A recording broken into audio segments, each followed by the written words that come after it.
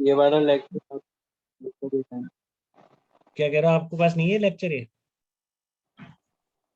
नहीं दे देंगे अभी, दोबारा भेज देंगे, ठीक है। अभी तो न्यूटन एक्सपेरिमेंट देखो क्या है, तो वो अब आपको समझ में आ जाएगा। देखो दो चीजें होती हैं, थोड़े दिनों बाद बच्चे आते हैं पूछ, ठीक है ना, क्या पूछने आते हैं वो ध्यान से सुनिए। न्यूटन का एक्सपेरिमेंट था कि इसने क्या किया कि आप कह रहे हो कि ये ऐड कर देता है प्रिज्म, ठीक है ना, तो एक और प्रिज्म लगा देंगे तो वो तो और ज्यादा ऐड करना चाहिए था, ठीक है ना। उसने ऐसे एक्सप्लेन किया लोगों को, जैसे कि मान लो ये व्हाइट लाइट, अरे यार कलर कहाँ है इसका, कोई बात नहीं, चलो ठीक है ना, ये लाइट है, दूसरे उसमें होंगे ना, उसमें होंगे कलर, इसमें होंगे, इसमें होना चाहिए, बिल्कुल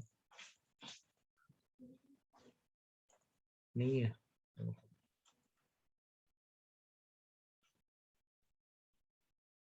चलो कोई बात नहीं, कहीं तो रखे थे, इसी में देखते हैं।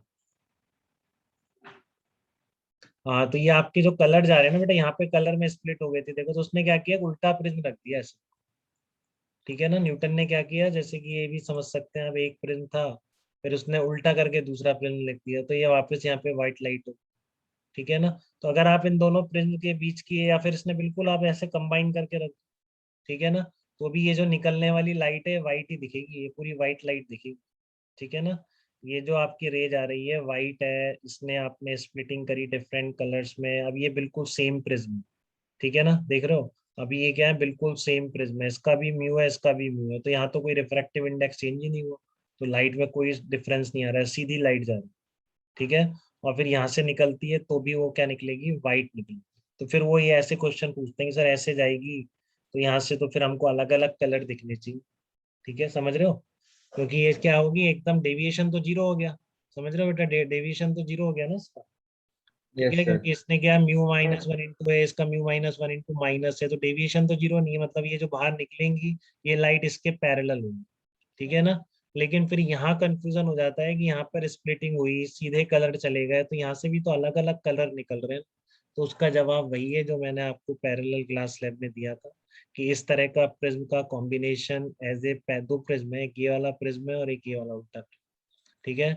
इस तरह का पैरेलल जो प्रिज्म का कॉम्बिनेशन है वो पैरेलल ग्लास स्लैब की तरह क्यों बिहेव करने लगी, ठीक है। इसका रीजन वही है कि यहाँ से डिफरेंट जगह से कलर निकल रहे हैं, बट सारे क्या है, पैरेलल। फिर वही बात, ये एक लाइट थोड़ी नहीं है, इसके पास में दूसरी लाइट हो, ठीक है। तो अगर एक ये रेड हो गया तो दूसरी लाइट का यहाँ पर क्या होगा, वायलेट होगा, तो वो एक दूसरे से कंबाइन कर, ठीक है। यहाँ भी वही है कि पहले यहाँ तो क्लियरली दिखता है कि स्प्लिट होता है, फिर इसको कंबाइन कर देता है तो एक ही पॉइंट से निकल रहे हैं, तो लग जाता है चलो मिल गए, यहीं सारे कलर मिल गए, ठीक है। क्योंकि यहाँ पर भी क्या अलग मीडियम आ गया ना बीच में।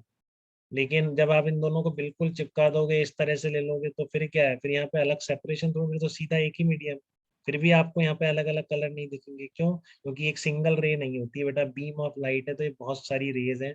जब रेज पैरेलल निकल रही हैं तो फिर अब आपको अलग अलग कलर में नहीं दिखेंगी, जैसे कि पैरेलल ग्लास स्लैब में नहीं दिखती, ठीक है। तो वो आपको कैसी दिखेंगी, वो आपको व्हाइट लाइट ही दिखेगी, ठीक है। तो यही न्यूटन का एक्सपेरिमेंट था कि उसने क्या करा, लोगों ने कहा कि इससे कलर निकल रहे हैं, उसने कहा लो एक प्रिज्म और रखो तो और कलर निकलने चाहिए, बल्कि उल्टा हो गया, इसने तो कलर एकदम गायब ही कर दिया, ठीक है। फिर उसने एक्सप्लेन किया कि व्हाइट लाइट में ही कलर होते हैं, ठीक है। प्रिज्म का रिफ्रैक्टिव इंडेक्स इंडेक्स जिसने बताया होगा सबकी अलग अलग होता है, तो ये अलग स्प्लिट करता है, आपने उल्टा इसको कर दिया तो वापस व्हाइट लाइट में निकल, ठीक है ना, क्योंकि प्रिज्म कोई कलर ऐड नहीं करता है, व्हाइट लाइट में ही मोनोक्रोमेटिक लाइट नहीं है, उसके अंदर बहुत सारी वेवलेंथ्स, ठीक है। तो ये न्यूटन्स का एक्सपेरिमेंट था, ठीक है। अब ये तो जस्ट थ्योरेटिकल बातें थी, इसमें से कुछ ऑब्जेक्टिव में कुछ पूछ ले तो आपको पता होना चाहिए। पैरेलल ग्लास स्लैब में नाइटर डेविएशन नॉट डिस्पर्जन, ये भी मैंने आपको क्लियर कर दिया, ठीक है। अब आपको ध्यान रखना है कि एक बीम में बहुत सारी रेज हैं, इस वजह से ये कलर कंबाइन हो जाते हैं, तो सब पैरेलल रेज निकल रही थी, तो आपको व्हाइट लाइट की तरह ही दिखाई देती। तो ये सब थ्योरेटिकल था डिस्पर्जन का, बस दो फार्मूले आपने देखे, ठीक है ना, एक एंगुलर डिस्पर्जन का देखा और एक डिस्पर्सिव पावर का। अब हम कैलकुलेशन पार्ट पर आते हैं, ठीक है।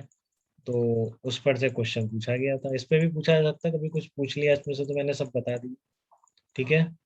एक रेनबो और करेंगे हम नेक्स्ट लेक्चर, शायद रेनबो का वो भी कर लेते हैं एक बार, ठीक है ना, केवीपीवाई में पूछ लिया था इस बार, इसलिए